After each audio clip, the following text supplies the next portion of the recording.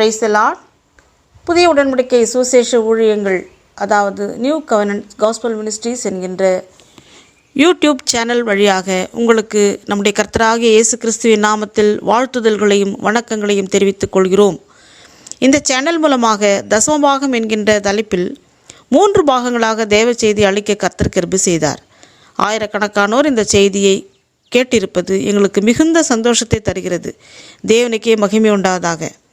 ரட்சிக்கப்பட்ட விசுவாசிகள் அனைவரும் சத்தியத்தை நன்றாக புரிந்து கொள்ள வேண்டும் என்பதே எங்களின் நோக்கம். அற்புதம் என்கின்ற தலைப்பின் கீழ் தேவ செய்தியை மீண்டும் உங்களுடன் பகிர்ந்து கொள்ள கர்த்தர் தந்த பெரிய கிருபைக்காக என் தேவனை ஸ்தோத்திரிக்கிறேன். சில சந்தேகங்களும் பலவிதமான குழப்பங்களும் நிறைந்த தலைப்புதான் அற்புதம். மத்தேயு 7ஆம் அதிகாரம் 22-23 வசனங்களில், அந்நாளில் அநேகர் என்னை நோக்கி, கர்த்தாவே கர்த்தாவே, உமது நாமத்தினாலே தீர்க்க தரிசனம் உரைத்தோம் அல்லவா? உமது நாமத்தினாலே பிசாசுகளை துரத்தினோம் அல்லவா? உமது நாமத்தினாலே அநேக அற்புதங்களை செய்தோம் அல்லவா என்பார்கள். அப்பொழுது நான், ஒரு காலம் உங்களை அறியேன், அக்கிரம செய்கைக்காரரை, என்னை விட்டு அகன்று போங்கள் என்று அவர்களுக்கு சொல்வேன். இந்த வசனங்களில் உமது நாமத்தினாலே அநேக அற்புதங்களை செய்தோம் அல்லவா என கூறும் ஒரு கூட்டத்தாரை பார்த்து அக்கிரம செய்கைக்காரர் என கடும் சொற்களால் கூறுவது ஏன்? அதைத்தான் நாம் இங்கே தியானிக்கப் போகிறோம். கர்த்தர் தாமே நம்மை வேத வெளிச்சத்தின் பாதையில் வழிநடத்துவாராக. 1 கொரிந்தியர் 12ஆம் அதிகாரம் 28-29 வசனங்களில், தேவனானவர் சபையிலே முதலாவது அப்போஸ்தலரையும், 2வது தீர்க்கதரிசிகளையும், 3வது போதகர்களையும், பின்பு அற்புதங்களையும், பின்பு குணமாக்கும் வரங்களையும், ஊழியங்களையும், ஆளுகைகளையும், பலவிதமான பாஷைகளையும் ஏற்படுத்தினார். இப்படி வரிசைப்படுத்தப்பட்டும் வகைப்படுத்தப்பட்டும் இருக்கின்ற ஊழியங்களில் அற்புதங்கள் 4ஆம் இடத்தில் உள்ளது. அற்புதம் என்றால் என்ன? எதனை வேதம் அற்புதம் என கோடிட்டு காட்டுகிறது? வேதத்தில் யார் யார் அற்புதங்களை செய்தார்கள்? விரிவாய் தியானிப்போம். அப்போஸ்தலர் 19ஆம் அதிகாரம் 11ஆம் வசனத்தில், பவுலின் கைகளினாலே தேவன் விசேஷித்த அற்புதங்களை செய்தருளினார். இந்நாட்களில் ஊழியர்களின் கைகளினாலே தேவன் அற்புதங்களை செய்கிறாரா? அப்படி செய்தால் மத்தேயு 7:23 அக்கிரம செய்கைக்காரர் என அவர்களுக்கு பட்டம் கொடுப்பது ஏன்?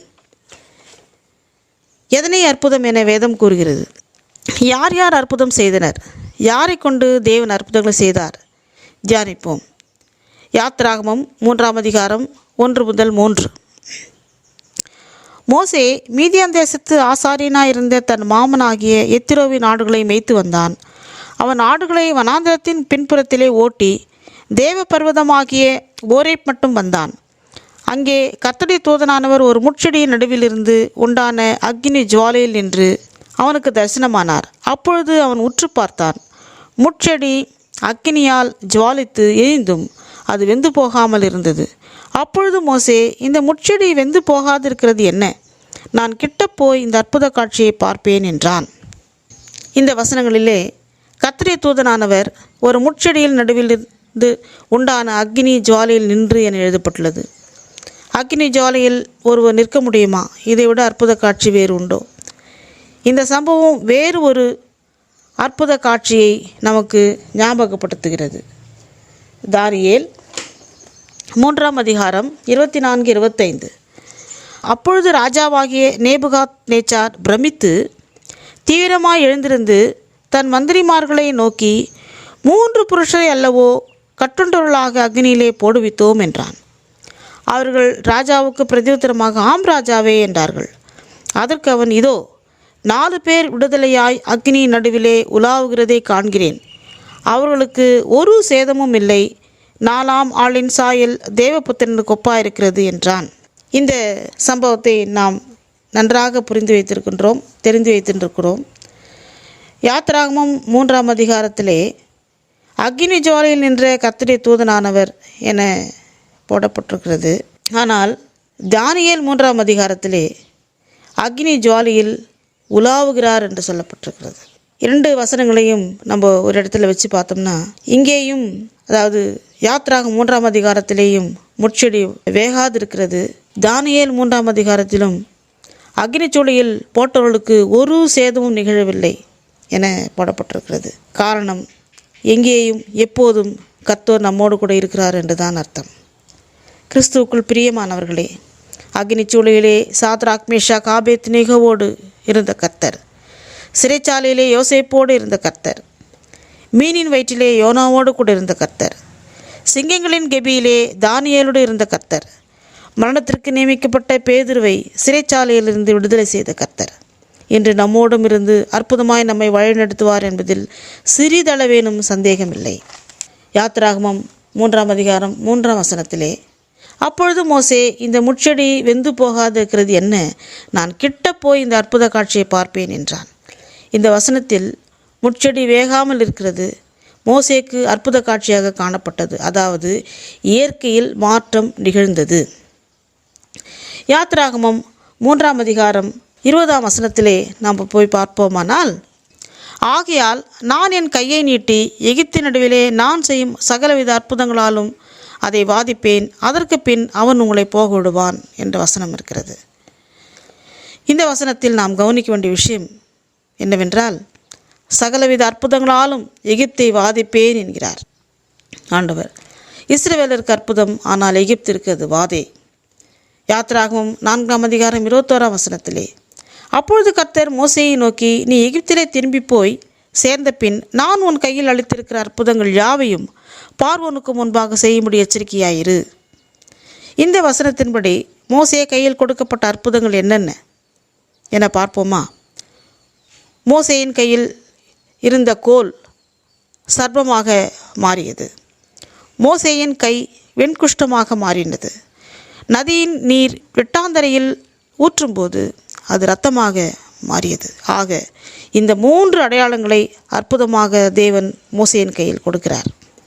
யோசுவா 3ஆம் அதிகாரம் 5ஆம் வசனத்திலே, யோசுவா ஜனங்களை நோக்கி, உங்களை பரிசுத்தம் பண்ணி கொள்ளுங்கள், நாளைக்கு கர்த்தர் உங்கள் நடுவிலே அற்புதங்களை செய்வார் என்றான்.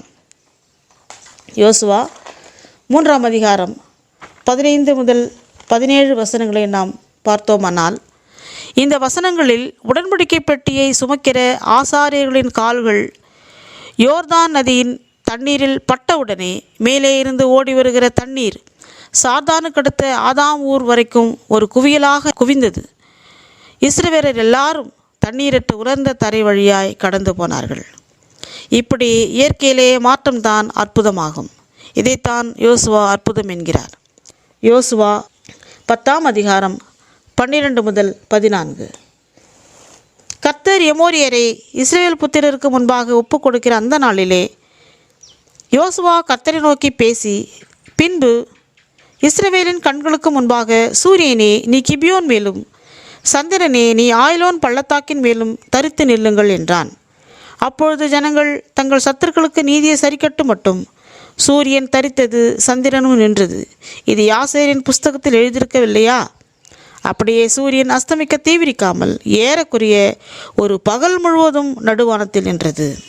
அதாவது பகலில் ஆள சூரியனையும் இரவில் ஆள சந்திரனையும் படைத்த தேவன் சிருஷ்டித்த நாள் முதல் அந்த சூரியன் காலையிலே கிழக்கிலே உதித்து மாலையிலே மேற்கிலே மறைகிறது. தேவன் தனக்கு கொடுத்த கட்டளைக்கு கீழ்ப்படிந்து அதை நிறைவேற்றுகிறது. ஆனால் யோசுவா யுத்தத்திலே சூரியனே சந்திரனே தரித்து நில்லுங்கள் என கூறின உடனே அப்படியே தரித்து நின்றதாக வேதம் கூறுகிறதே. இந்த அற்புதங்களை இன்றைய மதத் தலைவர்களோ, பேராயர், ஆயர், சபை தலைவர்கள் அல்லது கிறிஸ்தவ மத போதகர்களோ இதை செய்ய முடியுமா? இப்படி சொல்ல முடியுமா அதிகாரமாக? இதை சொல்வதற்கு தைரியம் தேவையில்லைங்க. ஆனால் தேவனுடைய பிள்ளைகளாக இருந்தால் மட்டும் போதும். 2 ராஜாக்கள் 4ஆம் அதிகாரம் 27ஆம் வசனத்தில், கர்த்தர் அதை எனக்கு அறிவியாமல் மறைத்து வைத்தார் என எலிசா தீர்க்கதரிசி கூறுவதை காணலாம். இந்த சம்பவத்தில் எலிசா தீர்க்கதரிசி சூனேமுக்கு போன போது அங்கே ஒரு கனமுள்ள ஸ்திரீ தங்க இடம் தருகிறார். அந்த பெண்ணுக்கு குழந்தை பாக்கியம் இல்லாத போது அவளுக்கு அற்புதம் நடந்து குழந்தை பிறந்து, அதுவும் இறந்து போன நேரத்தில் செத்துப்போன குழந்தையை எலிசாவிடம் தூக்கி கொண்டு வருகிறாள். அப்போதுதான் எலிசா, கர்த்தர் அதை எனக்கு அறிவியாமல் மறைத்து வைத்தார் என கூறுகிறார். அப்படியானால் தேவனுக்கும் அவருடைய பிள்ளைக்கும் இடையில் மறைப்பொருள் ஒன்றுமில்லை பாருங்க. இப்படி இன்றைய ஊழியக்காரர்கள் சொல்ல முடியுமா? அந்த நாட்களில் அற்புதங்கள் அன்றாட வாழ்வில் நடக்கும் நிகழ்ச்சிகள் தான்.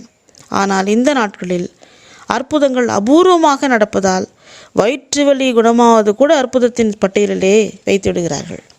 2 ராஜாக்கள் 20ஆம் அதிகாரம் 1 முதல் 6 வரை. இந்த வசனத்திலே ஒரு நிகழ்ச்சி நடக்கிறது. அதாவது எசேக்கியா ராஜாவுக்கு தேவன், உன் குடும்பத்தை ஒழுங்குபடுத்தி நீ மரணமடையப் போகிறாய் என்று சொல்கிறார். அதாவது இந்த வசனத்திலே நாம் பார்க்க போகிறது, கர்த்தர் வாக்குத்தத்தம் பண்ணி எசேக்கியாவுக்கு அற்புதத்தை கட்டளையிடுகிறார். மரண சாசனத்தையே மாற்றுகிறார். ஏன்னா அவர் அழுது ஜெபிக்கிறார். அந்த ஜெபம் ஆண்டவருக்கு கேட்கப்பட்டு 15 வருஷத்தை கூட்டி கொடுக்கிறார். அப்படியே நம்முடைய இக்கட்டு காலங்களிலும் நாம் இப்படி ஜெபிக்கிறோமா? சங்கீதம் 121 அழகான ஒரு வசனம் இருக்கிறது. வானத்தையும் பூமி உண்டாக்கின கர்த்தரிடத்திலிருந்து எனக்கு ஒத்தாசை வரும் என்று. இப்படிப்பட்ட விசுவாசத்தோடே நாம் ஜெபிப்போமா? எசேக்கியா ராஜா ஜெபித்து ஜெயம் கொண்டான். நாமும் அப்படிப்பட்ட விசுவாசத்தோடே ஜெபித்தால் கண்டிப்பாக நமக்கும் ஜெயம் கிடைக்கும். தானியேல் 6ஆம் அதிகாரம் 27ஆம் வசனத்திலே ஒரு நிகழ்ச்சி நடந்திருக்கிறது. அதாவது சிங்கங்களின் கெபியிலே தானியேல் போடப்பட்டார். அப்பொழுது தேவன் சிங்கங்களின் கைக்கு தானியேலை தப்புவித்து உயிரோடே வெளியே கொண்டு வந்தார். இதை பார்த்த தரியு ராஜா ஆச்சரியப்பட்டான். இப்படிப்பட்ட அற்புதமா? தானியேலின் தேவன் என கூட அவன் சொல்லியிருக்கிறான். அது மட்டுமல்லாமல் தரியு ராஜாவுடைய ஆளுகைக்குள் இருக்கும் அனைவரும் தானியேலின் தேவனுக்கு பயந்து நடுங்க வேண்டும் எனவும் கட்டளையிடுகிறார். நாம் தானியேலை போல காணப்படுவோமா? இனிவரும் நாட்கள் இயேசு கிறிஸ்துவை மறுதலிக்க பல காரியங்களை நம் இந்திய தேசம் முன்னிறுத்தினால் யார் தானியேலை போல நிலை நிற்போம்? அது கேள்விக்குறிதானே. சமூக வலைத்தளங்களில் ஒரு காரியத்தை பார்த்தேன். மிகவும் வேதனையாய் இருந்தது. பைபிள் மேல் கால்களை வைக்கும்படி ஒரு மதவாதி கூறுகிறார். அந்த சகோதரன் பைபிள் மீது தன் காலை வைத்தார். சுசேஷ பணிக்கு சென்றிருந்த கணவன் மனைவி மதவாதிகளால் பிடிக்கப்பட்டு மனைவிக்கு குங்குமம் வைக்கும்படி கணவனை நிர்பந்திக்கிறார்கள். அவரும் குங்குமம் வைக்கிறார், விபூதியும் வைக்கிறார். இதுதான் சாட்சியா? தானியேல், சாத்ராக், மேஷாக், ஆபேத்நேகோ உயிருக்கு பயப்படாமல் நிலை நின்றார்களே. அந்நிய தேசத்திலே நம் தேவனை மகிமைப்படுத்தினார்களே. கிறிஸ்துவுக்குள் பிரியமானவர்களே, கடைசி காலத்தின் அடையாளங்கள் யாவும் 90% நடந்து முடிஞ்சிடுச்சுங்க. முடிவு பறிந்த நிலைநிற்பு ரட்சிக்கப்படுவான் என்ற வசனங்களை நாம் மறக்க வேண்டாம். மார்க்கு 9ஆம் அதிகாரம் 38-39 வசனத்திலே இயேசு கிறிஸ்துவை பின்பற்றாத ஒருவன் பிசாசு துரத்துகிறதை சீஷர்கள் கண்டு அதை இயேசு கிறிஸ்துவுக்கு தெரிவிக்கிறார்கள். ஆனால் பிசாசுகளை துரத்துவது அற்புதம் என இயேசு கிறிஸ்து அங்கே கூறுகிறார். அவனை தடுக்க வேண்டாம் என்கிறார். யோவான் 2ஆம் அதிகாரம் 1 முதல் 11 வசனங்கள். இந்த பகுதியிலே கானா ஒரு கல்யாணத்துக்கு இயேசு கிறிஸ்துவும் அவருடைய சீஷர்களும் அழைக்கப்பட்டிருந்தார்கள். அங்கே நடந்தது எல்லாருக்கும் தெரிந்த விஷயம்தான். இயேசு கிறிஸ்து தண்ணீரை திராட்சரசமாக மாற்றினார். எப்படிங்க? இது இயற்கையிலே பெரிய மாற்றம் என்று தானே நாம் சொல்ல வேண்டும். இயேசு கிறிஸ்து செய்த முதலாம் அற்புதம் என வேதத்தில் இங்கே குறிப்பிடப்பட்டிருக்கிறது.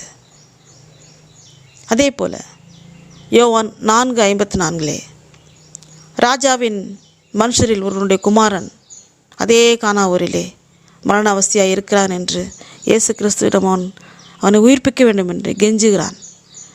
அந்த குமார் உயிர்ப்பிக்கப்படுகிறான். இது 2ஆம் அற்புதம் எனவும் வேதத்திலே குறிப்பிடப்பட்டிருக்கிறது.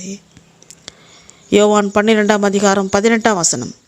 அப்படிப்பட்ட அற்புதத்தை அவர் செய்தார் என்று ஜனங்கள் கேள்விப்பட்டதினால் அவர்கள் அவருக்கு எதிர்கொண்டு போனார்கள். எப்படிப்பட்ட அற்புதம்?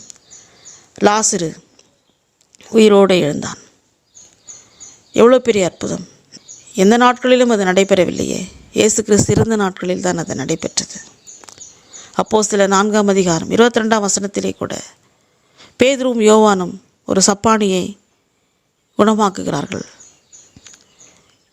இதுவும் பெரிய அற்புதமாக வேதத்தில் குறிப்பிடப்பட்டு அதனாலே சீஷர்களுக்கு எல்லாரும் பயந்தார்கள் என்று வேதம் கூறுகிறது. மேற்சொன்ன அற்புதங்கள் நாம் மறுபடியும் மெமரைஸ் செய்து பார்க்கலாம். முட்செடி எரிந்தும் அது வேகாதிருக்கிற அற்புதத்தை மோசே கண்டு அதிசயித்தான். அதே போல் சாத்ராக், மேஷாக், ஆபேத்நேகோ அக்கினி சூளையிலே போடப்பட்டும் சேதம் ஒன்றும் அணுகாமல் தீர்ந்து போன வாசனை வீசாமல் இருந்ததை நேபுகாத்நேச்சார் கண்டு ஆச்சரியப்பட்டான்.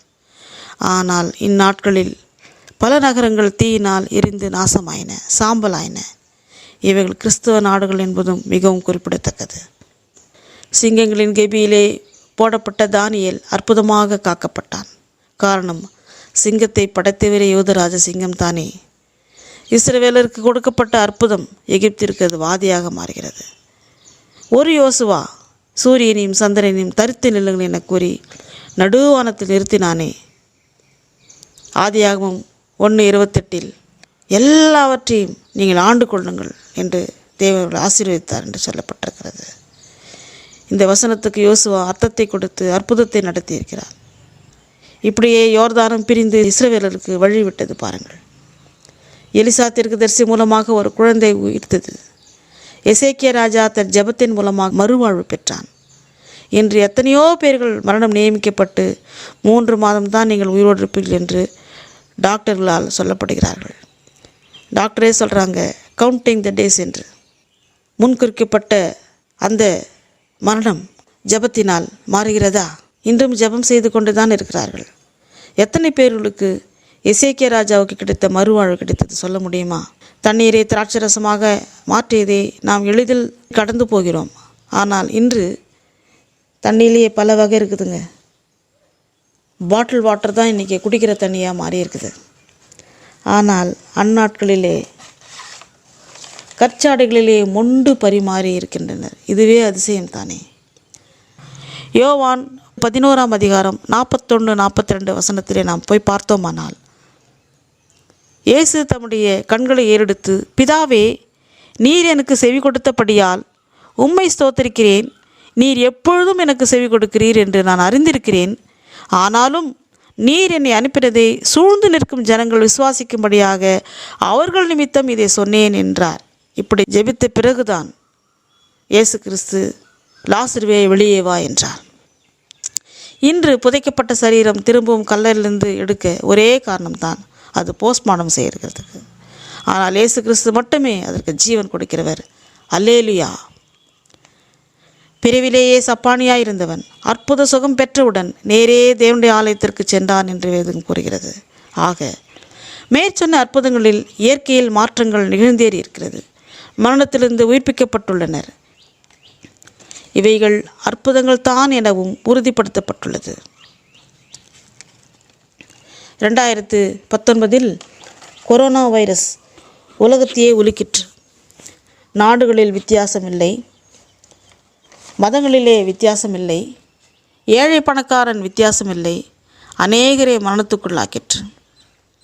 அந்நாட்களில் நடந்த அற்புதம் இந்நாட்களில் ஏன் நடக்கவில்லை? மண்ணின் தரம் கெட்டு போயிற்றா அல்லது மனிதனின் தரம் கெட்டு போயிற்றா? மனிதன் தன் பரிசுத்தத்தை எங்கே இழந்தான்? ஆதியாகமம் 1:26 வசனத்திலே, நமது சாயலாகவும் நமது ரூபத்தின்படியே மனுஷனை உண்டாக்குவோமாக என்று தானே மனிதனை படைத்தார் ஆண்டவர். ஏதேன் தோட்டத்திலே இழந்த மகிமையை இயேசு கிறிஸ்துவின் இரத்தத்தின் மூலமாக நாம் பெற்றுக்கொண்ட ரட்சிப்பு எங்கே போனது? எபேசியர் 1:13 வசனத்திலே, நீங்களும் உங்கள் ரட்சிப்பின் சுவிசேஷமாகிய சத்திய வசனத்தை கேட்டு விசுவாசிகளான போது வாக்குத்தத்தம் பண்ணப்பட்ட பரிசுத்த ஆவியால் அவருக்குள் முத்திரை போடப்பட்டீர்கள் என எழுதப்பட்டிருக்கிறது. இப்படி இயேசு கிறிஸ்துவின் இரத்தம், ரட்சிப்பு, பரிசுத்தம் இப்படிப்பட்டவைகளை நாம் எங்கே இழந்தோம்? நோவாவின் நாட்களில் நடந்தது போல இந்நாட்டில் நடந்து வருகிறதே. சிந்திப்போம். இந்த நாட்களில் செய்யப்படும் அற்புதங்கள் தானா? மெய்யான அற்புதமா அல்லது பொய்யான அற்புதமா அல்லது அக்கிரம செய்கையா? அப்படியானால் அந்த மாற்றத்திற்கு யார் காரணம்? அடுத்த தேவ செய்தியில் நாம் அதனை விரிவாய் பார்க்க போகிறோம். உண்மையான அற்புதம் எது? அற்புதம் மாம்சத்திற்கா அல்லது ஆத்மாவிற்கா? விரிவாய் தியானிப்போம். நாம் தியானித்த இந்த தேவ செய்தி உங்களை வேத வெளிச்சத்தின் பாதையில் நடத்தியிருக்கும் என நாங்கள் விசுவாசிக்கிறோம். அப்படியானால் இந்த தேவ செய்தியை உங்களுடைய ஃபேமிலி அண்ட் ஃப்ரெண்ட்ஸ் சர்க்கிளுக்கும் ஷேர் செய்யுங்கள். இன்னும் அநேகர் சத்தியத்தின் பாதையில் வழிநடத்தப்பட அது ஏதுவாயிருக்கும். இந்த தேவ செய்தி உங்களுக்கு மிகவும் பிரயோஜனமாக இருக்கும் என்று விசுவாசிக்கிறோம். Thank you and God bless you all.